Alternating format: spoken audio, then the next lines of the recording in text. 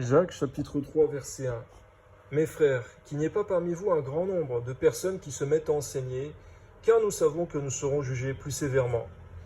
Bonjour à tous et à toutes, je voudrais parler sur ce passage des Écritures. Effectivement, on peut voir sur Internet, ou alors au travers de différentes églises dénominationnelles, qu'il y a beaucoup de prédicateurs, de prédicatrices, mais seulement il est écrit dans la parole qu'il y ait que peu de personnes. En réalité, ce n'est pas pour décourager les personnes qui ont à cœur de prêcher, qui l'ont reçu de Dieu, mais c'est simplement que nous devons comprendre qu'avant de vouloir prêcher, il faut vraiment être affermi dans les Écritures. Vous pouvez voir sur ma chaîne que je me suis exercé et forcé à pouvoir lire la Bible en abondance, mais aussi à la partager avec vous.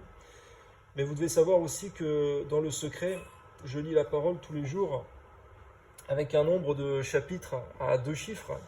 Je n'irai pas plus loin dans les détails, mais simplement pour encourager chacun de nous à pouvoir dévorer les Écritures en qualité, en quantité, à vraiment examiner, sonder les Écritures, à vraiment être enseigné soi-même avant de vouloir enseigner les autres.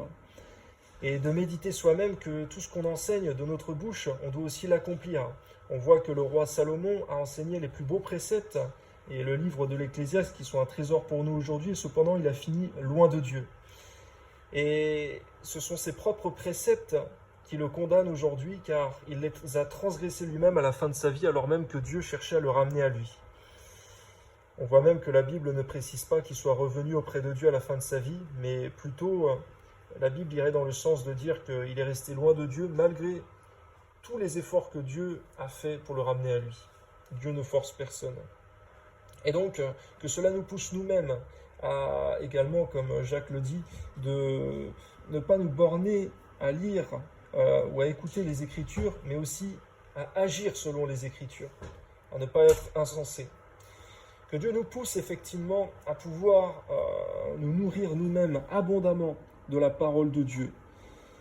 Ce que je dis en ce qui concerne la quantité de chapitres que je puis lire par jour, ce n'est point une gloire pour moi, car, comme le dira Paul, la nécessité m'en est imposée, et c'est le Seigneur qui me le met à cœur, et qui certainement le mettra à cœur à chacun de vous. C'est aussi un devoir pour nous que de connaître la parole de Dieu.